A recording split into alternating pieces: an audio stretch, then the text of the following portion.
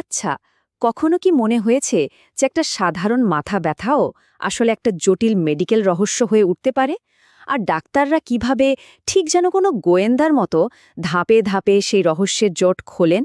চলুন, আজকের এই আলোচনায় আমরা ঠিক সেই জার্নিটাই দেখি, যেখানে প্রত্যেকটা টেস্ট হচ্ছে এক একটা ক্লু, আর প্রত্যেকটা রেজাল্ট আমাদের সমাধানের দিকে আরও এক ধাপ এগিয়ে নিয়ে যায়। তো মূল প্রশ্নটা হলো এটাই, যখন একটা মাথা ব্যথা আর সাধারণ থাকে না, তখন ডাক্তাররা এর আসল কারণটা খুঁজে বের করেন কিভাবে? আসুন, এই প্রশ্নটা মাথায় রেখেই আমাদের অনুসন্ধান শুরু করা যাক।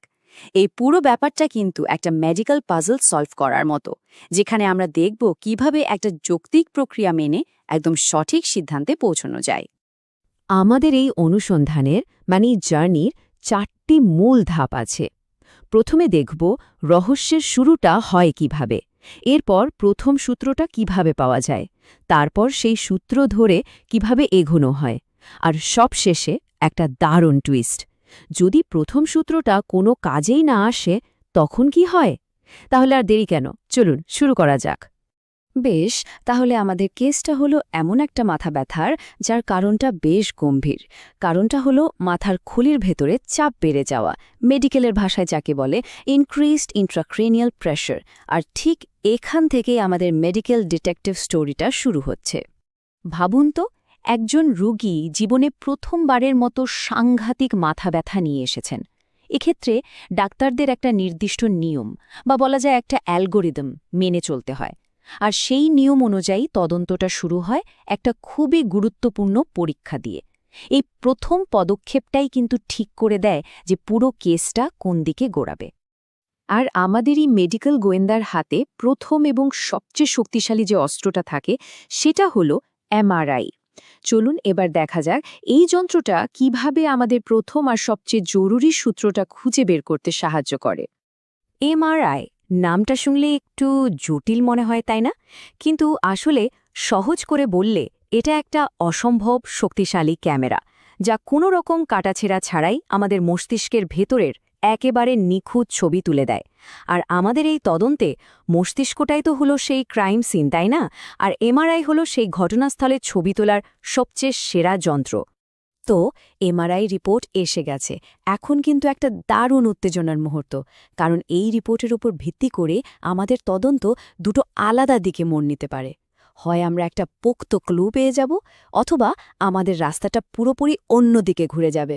দেখা যাক কি আছে এই রিপোর্টে। আচ্ছা, চলুন প্রথমে ধরে নিই আমাদের ভাগ্য ভালো, রিপোর্টটা পজিটিভ এসেছে। এর মানে কি? এর মানে হলো আমরা একটা একেবারে পরিষ্কার সূত্র বা ক্লু পেয়ে গেছি। ওয়াও! এখন আমাদের কাজ হলো এই সূত্রটা ধরেই সামনের দিকে এগিয়ে যাওয়া। তো একটা পজিটিভ এমআরআইতে প্রায়শই যে জিনিসটা পাওয়া যায় তাকে ডাক্তাররা বলেন স্পেস অকিউপাইং লিশন। নামটা একটু খটমট হলেও মানেটা খুব সোজা। এর মানে হলো মস্তিষ্কের ভেতরে এমন কিছু একটা তৈরি হয়েছে যা সেখানে থাকার কথা না, এবং সেটা জায়গা দখল করে বসে আছে। যেমন ধরুন নিউরোসিস্টিক সার্কোসিস, টিউবারকুলোমা, এমনকি ব্রেইন টিউমারের মতো কিছু সমস্যা।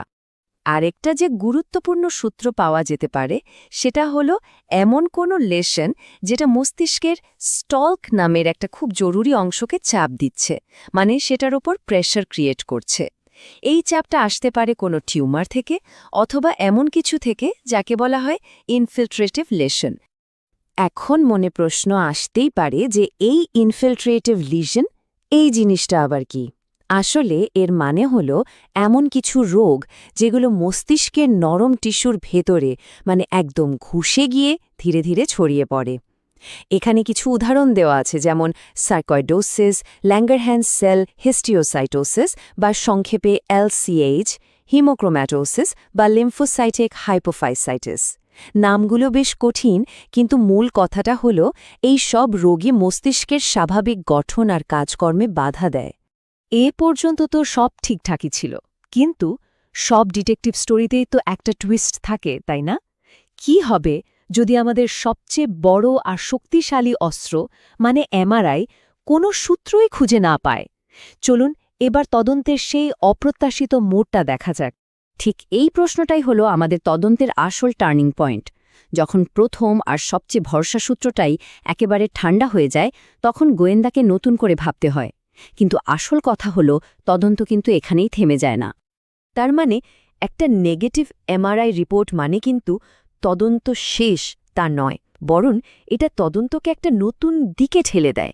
তখন ডাক্তাররা আরও একটা বিশেষ যন্ত্রের সাহায্য নেন, আরও স্পেশালাইজড একটা টেস্টের অর্ডার দেন, আর সেটার নাম হলো এমআর ভিনোগ্রাম বা সংক্ষেপে এমআরভি। তো এই এমআর ভেনোগ্রাম বা এমআরভি জিনিসটা কি?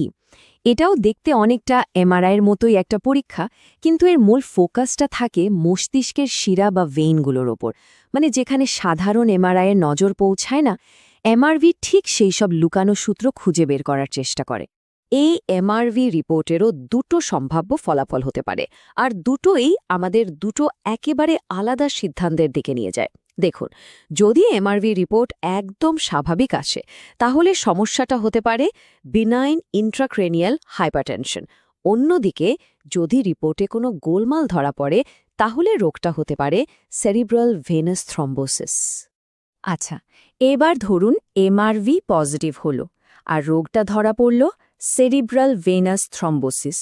তাহলে এর পেছনের কারণগুলো কি হতে পারে? দেখুন, এর কিছু কারণ হতে পারে জন্মগত, যেমন ফ্যাক্টর 5 লাইডেন মিউটেশন।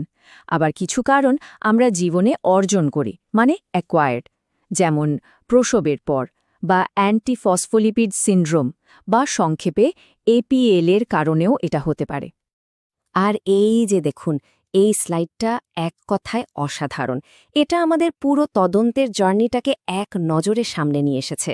একটা তীব্র মাথা ব্যথা থেকে শুরু, তারপর এমআরআই এর রেজাল্ট, সেটা পজিটিভ হলে কি হবে, নেগেটিভ হলে কি হবে, আবার এমআরভির রেজাল্টের উপর ভিত্তি করে কিভাবে আমরা একদম শেষ পর্যন্ত সম্ভাব্য রোগ নির্ণয়ে পৌঁছাতে পারি, তার একটা কমপ্লিট ম্যাপ।